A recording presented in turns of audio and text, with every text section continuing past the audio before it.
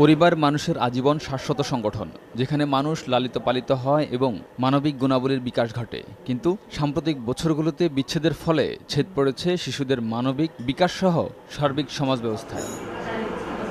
সমাজে যৌথ পরিবার ভেঙে একক পরিবার গঠন এবং পারিবারিক বন্ধন শিথিল হওয়ায় ঠুনকো ছোট বিষয়েও সহজে ঘটছে বিবাহ বিচ্ছেদ।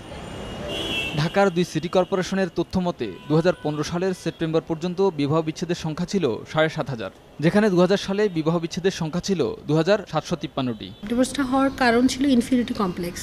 যখন আমি এগিয়ে যাচ্ছিলাম, সেই এগিয়ে যাওয়াগুলো ওর কাছে অনিরাপত্তার কারণ ছিল, যে ও বোধহয় অন্য কোথাও চলে যাচ্ছে, ও বোধহয় হারিয়ে যাচ্ছে আমার কাছ থেকে। এপ্রিলের 29 তারিখে আমার কাছে পেপার আসে ফার্স্ট, এবং তার পিছনে সে রিজন উল্লেখ করছে যে আমি বেপরোয়া, আমি বিপদগামী স্বামী। আমার কোনো কাজিন যদি আমাকে ফোন দেয়, সে মনে হয় যে আমার সাথে তার একটা রিলেশন বিল্ড আপ হয়েছে।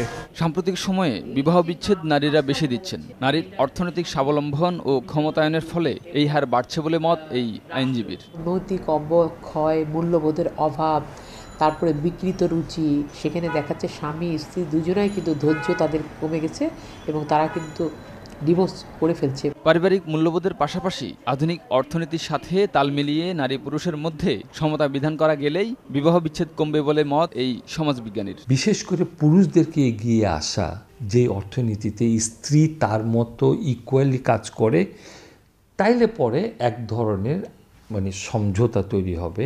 বিবাহ বিচ্ছেদ কমাতে পেশাগত কাউন্সেলিংয়ের উপরও গুরুত্ব দিচ্ছেন সংশ্লিষ্টরা। শরীফুল ইসলাম, সময় সংবাদ, ঢাকা।